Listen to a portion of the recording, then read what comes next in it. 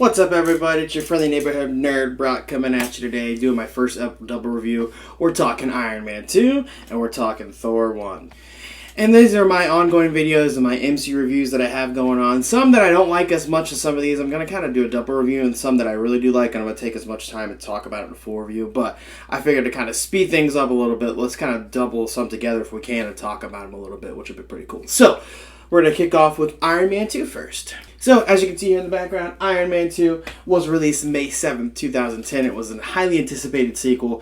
After how good the first Iron Man was, people were crazy about this, and it was pretty anticipated. The plot, it's pretty simple in this one. Tony Stark, 6 months later, is, as far as where the movie takes place, he's living this celebrity life now, coming out as Iron Man and how to deal with that. And the world is reacting to the first ever really superhero celebrity. Then you also have the new villain that we get introduced to, which is Ivan Vanko, played by Mickey Rourke. He's called Whiplash. He develops his own Iron Man suit that he believes the Stark family stole from his father the plans of the arc reactor. We also have Tony Stark dealing with his arc reactor to where it's starting to poison and kill him. Jarvis has the best line. He says it. He says, the one thing that's keeping you alive is also killing you. Then we also have Tony Stark giving Stark Enterprises over to Pepper Potts as a CEO. We have, Black Widow's being introduced. We have the government who is trying to take away the Iron Man weapon from Tony Stark, essentially, which is pretty crazy. And if you can't figure out what's wrong with this movie, go back and rewatch the past 30 seconds of that. Here's what I mean by that. There's way too much going on in this movie. Let me talk about the goodness, though, before I kind of get started. There's 4 major performances that we have here that are really good. We have Robert Downey Jr. as Iron Man, a.k.a. Tony Stark. We also have Gwyneth Paltrow as Pepper Potts. We have Mickey Rourke as Ivan Vanko.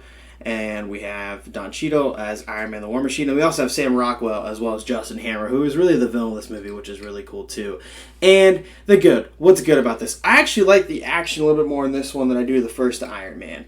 There are some lot cooler scenes with him in the suit, doing more with the technology. You see Tony Stark making some upgrades, which is really cool. The stuff that you want to see. I think also, too, War Machine's a really cool added character as well. This is the first appearance of Scarlett Johansson as Black Widow, which is also really cool. You get to see what it will be like for a superhero to be a celebrity as well. I think that's cool with Tony Stark. Like, he likes the attention and stuff, but then he eventually sees it's not what he wants it to. I honestly, when it comes to the action, like I said, I prefer this one over Iron Man 1. That may be unpopular opinion, but that's just me. I think they do it a little bit better in this one than they did in the last one.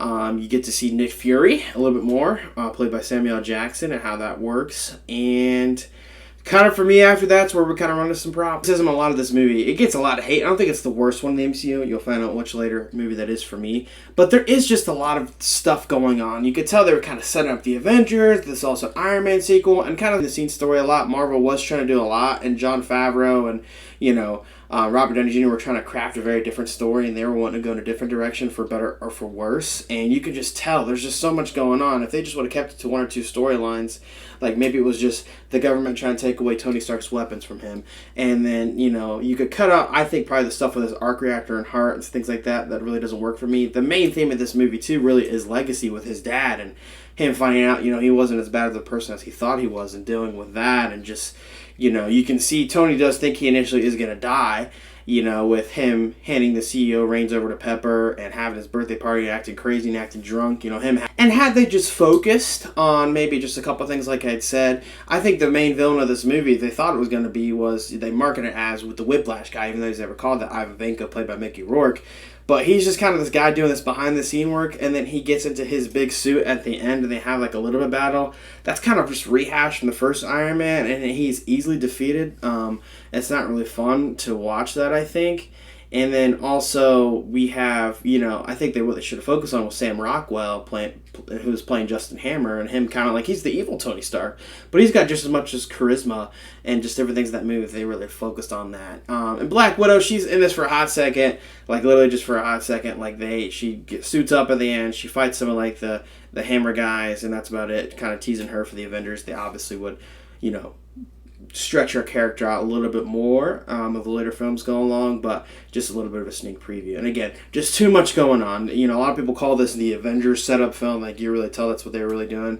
And it is kind of obvious, for better or for worse. You get like Agent Phil Coulson back and different things like that. But there are some cool moments in this, but they just don't really matter. And what I mean by that is, like, when you see Iron Man fight, War Machine at his birthday party, it's cool, it's awesome, but, like, what is this? What's it doing to the story? Why should we care about this? They're not really solid reasons for that. And so, overall, I think, and talking Iron Man 2, it's one I don't rewatch a whole lot. I think it's a good sequel. It doesn't deserve a lot of the hate that it gets. It's not the worst MCU movie. I will let you know for sure what that is. But again, the good, it's got some really cool technology in it, some better action scenes. We get to see Robert Downey Jr. was born to play this role, and again, you could put him in anything and he would master it. Visual effects are really cool. I honestly think some of the Iron Man suit stuff does look better here than some later MCU movies, and I'll talk about why that is later. But the bad, there's just too much going on. The villain is just kind of a behind-the-scenes guy. They couldn't really decide what they really wanted the villain to be. You could really tell that. Too many things going on as far as setting up the Avengers and just different things like that, and it should have just focused on just being Iron Man 2. Not terrible, but I typically do numbers. I'm going to kind of switch to my lettering review. If I could give Iron Man a lettering review, I would give Iron Man a C+.